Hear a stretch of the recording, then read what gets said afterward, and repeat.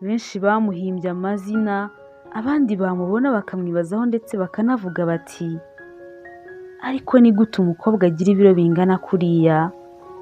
Gusa ntago bari bazi amajoro yamaze adasinziriye atekereza ku cyo yakora ngo ibyo biro bingana gutyo bigabanuke, kugeza n'aho ubwo yifatiye umwanzuro akanabagwa kugira ngo arebe ko yagabanya uwo mubyibuho ukabije. Ni kenshi yabwiwe ko ari mubi, ko nta mugabo rwose wamukunda yabona, ko nta musore n'umwe ushobora kwishyiraho umusaraba wo gukunda umukobwa ungana nk'uko angana, noneho byongeye unafite isura ikanganye nk'iye. Nuko nawe koko aho yicaye akumva nibyo, akabona nta nzira n'imwe byacamo kugira ngo azabone umukunzi. Amazina ye yitwaga Boreal Sidibé. Ese amateka ye ni ayahe? Ese ni gute ibyo byo byose yaje kubicamo nuko akabona umukunzi? Ese ni gute yaje kwiyakira? Ntucikwe rero, komeza ubane natwe hano kuri Inema TV ukurikirane inkuru yacu yose uko byagenze. Nkwibutse kandi gukora subscribe niba utarayikora, kandi nawe ngushimire cyane niba waramaze kuyikora. Nk'uko nabikubwiye, yitwaga Boreal Sidibé, umunyamerikakazi wamenyekanye cyane, akaba ari umukinnyi wa filime ndetse n'umwanditsi. Boreal Sidibé yavutse ku itariki 3 z'ukwa gatanu mu mwaka w'1983. Avukira i New York muri Leta Zunze Ubumwe za Amerika. Yavukiye mu muryango usanzwe, ise umubyara akaba yitwa Ibnou Sidibé, akaba akomoka muri Senegal, naho mama we akaba ari umunyamerikakazi witwa Alistane. Ubwo yavukaga, ise yari umushoferi naho mama we akaba ari umwarimukazi ndetse n'umuririmbyi, aho yagaragaye muri American Got Talent ubwo yabaga ku nshuro yayo ya 5. Mu bwana bwe, Sidibé yakoranye agahinda ko kuba ababyeyi be baratandukanye ndetse no gukura atabona papa we iruhande rwe. Nuko akorana umubabaro no kwigunga, hakubitiraho noneho n'ukuntu yafatwaga muri bagenzi be kubera ukuntu yari munini cyane, hagakubitiraho noneho n'isura yitaravugwaho rumwe na benshi, bigatuma yiheba akishyira mu kato. Abanyeshuri biganaga iteka babaga bamuseka, yabanyuraho akabona batangiye kujyugira bavuga utuntu bamuseka. Mu gusa n'uwirengagiza ibyo byose, Sidibé yatangiye gushyira imbaraga mu kwandika, nuko akajya yiyandikira ibitabo, bigatuma atabonera umwanya abo ngabo bamuvugaga. Yabaga ashaka kugira ngo ntabone umwanya na mukeya wo kumva bamuvuga ndetse no gutuma yitekerezaho, nuko koko biza kumufasha. Nubwo ariko yahuraga n'ibyo bibazo byose, Sidibé ntabwo yigeze acika intege ngo yumve yareka kwiga. Yakomeje gushyiramo umuhate, maze mu mwaka wa 2006 agraduatinga ku manota meza cyane, aho yigaga psychology muri Manhattan Community College.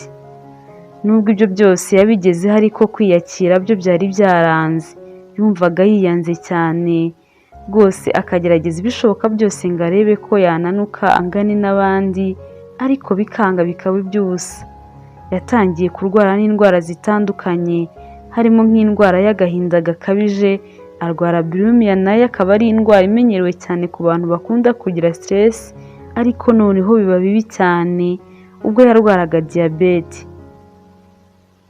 Uburyo bwose bushoboka ngo ibiro bigabanuke yabonye byanze, nuko mu mwaka wa 2016 afata umwanzuro ntakuka wo kwibagisha, aho yakoresheje bariatric surgery. Ubu akaba ari uburyo bwo kubaga umuntu hagamijwe ko ibiro bye byagabanuka. Nuko bamubaga igifu, maze 80% by'igifu cye babikuraho, asigarana 20%. Ibi yabikoze kugira ngo ntazongere kujya yumva inzara cyane, kandi azajya arya uturyo duke cyane, bityo ibiro bye nyine bitangire bigabanuke.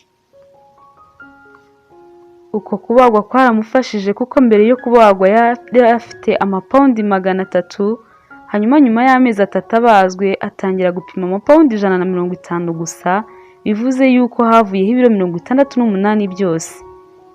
Nyuma yo kubagwa, Sidibé yumvisha ameze neza, ariko n'ubundi ntibyamuhaye ibyishimo, kuko yakomeje kwanga umubiri we cyane, kandi yarabikoze kugira ngo abeho yishimye.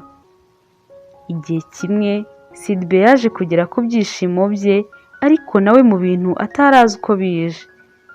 Byose byatangiye ubwo yari agiye gukina muri filime yitwaga Precious, ariko byatangiye nawe nyine atabizi kuko ajya kujya mu majonjora yajyanye n'inshuti ye yari yamubwiye ngo bajyane, kuko rwose na mbere yaho yari yabanje no kubyanga. Nuko Sidibe akigerageza ku nshuro ya mbere bahita bamubonamo impano, nuko ahita akomerezaho gutyo. Yahise ahabwa amahirwe yo gukina nk'umwana w'umukobwa ufite mama we babanye nabi cyane, bari babanye batumvikana, babayeho mu bukene kandi nyine mama wamuhoza ku nkeke.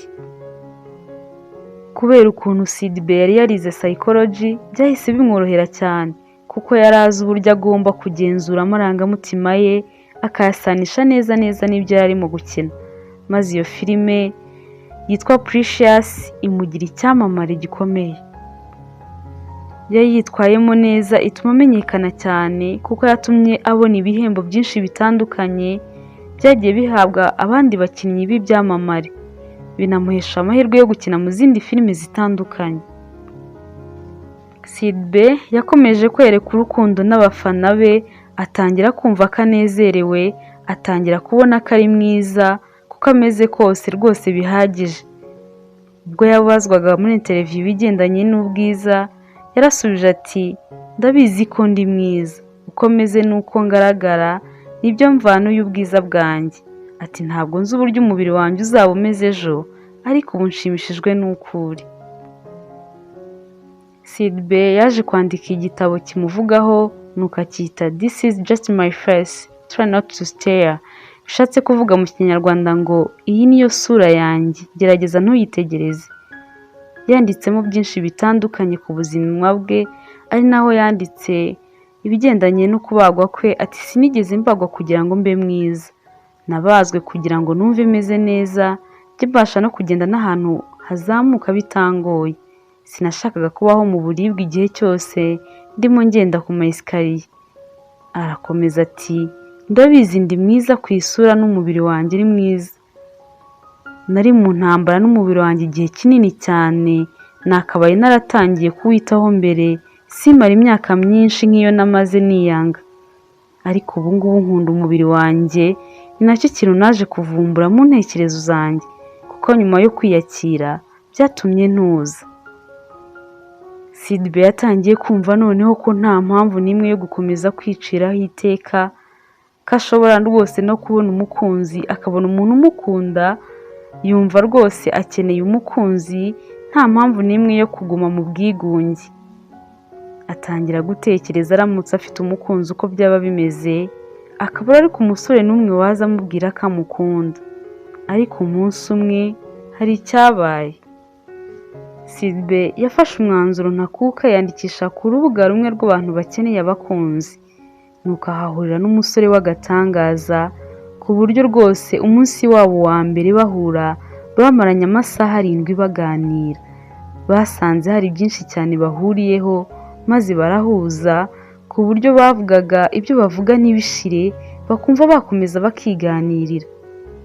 Uwo musore ariko ubu ngubu usigaye ari umugabo wa Sidibe yitwa Brandon Franco.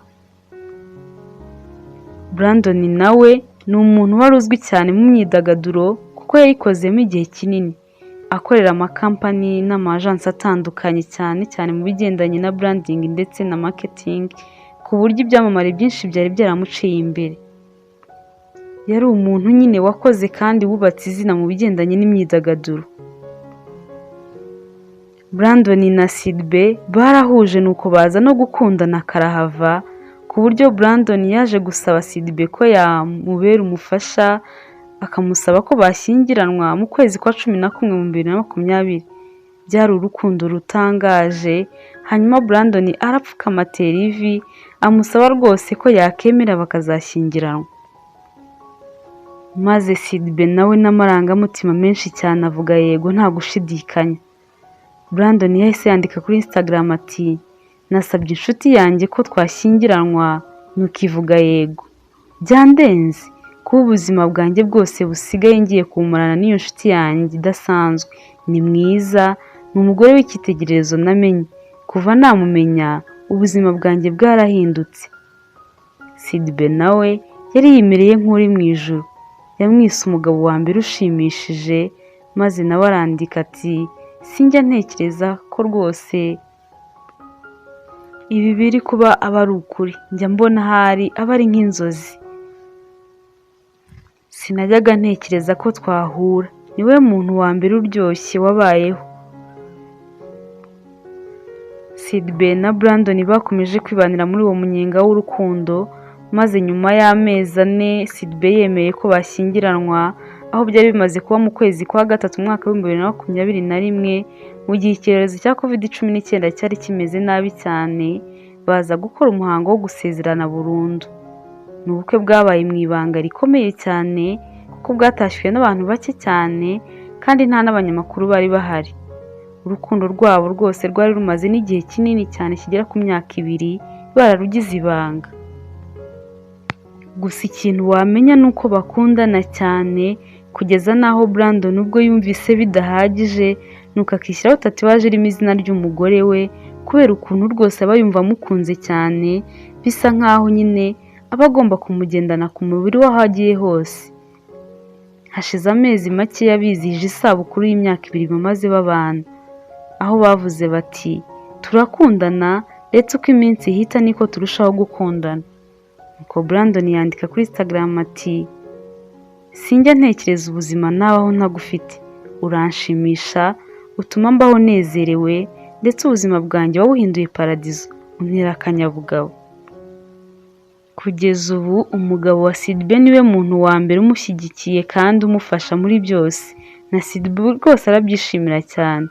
Brandon yakomeje kuba umugabo mwiza, ndetse akomeza no kuba umugabo w'inzozi za Sidibe. Ni umugabo ushimishije w'umunyabwenge kandi wita ku muryango we. Kugeza ubu iyi couple nta bana iragira, ariko bifitiye utujangwe 2 bakunda cyane, kuko bahora batwerekana cyane bari kumwe natwe ku mbuga nkoranyambaga. Ubona ko rwose bishimye kandi badukunze cyane. Nta gushidikanya ko Gabore Sidibe yageze ku nzozi ze no ku rukundo rw'ubuzima bwe. Ni umugore wishimye kandi rwose ushimishijwe no kuba yarashyingiranywe na Brandon. Ariko ikimushimisha cyane ni ukuba yarakiriye uko ameze, akabona n'ubimukundira. Ntabwo akita ku byo abantu baba bavuga ibyo ari byo byose ku bigendanye n'isura ye ndetse n'ingano ye. Bityo akaba ashishikariza abantu bose kutiyanga cyangwa ngo bihebe bitewe n'uko bameze. Ati igihe kimwe kizagera urukundo rwawe urubone. Icya mbere ni ukwikunda, ukiyitaho, ukimenya. Ibyo ngibyo wita inenge, hari umuntu ushobora kutabifata nk'ikibazo. Nguwo rero Sidibe ukunda kugaragara abwira abantu ati murebe ibibareba, mwite ku mibiri yanyu n'amasura yanyu gusa, kuko iby'abandi ntabwo bibareba. Umubiri wawe ni urusengero rwawe, ni urugo rwawe. Witeho, uwusigasire, uwutake uko ubyumva. Haranira kuba umutsinzi, wiha agaciro ibyo abandi bavuga rwose, wikemera ko batwara umunezero wawe. Murakoze cyane kubana natwe. Iyi niyo nkuru yacu twaguteguriye uyu munsi. Inkuru zacu zo nakagaruka. Imana ibarinde, naho ubutaha.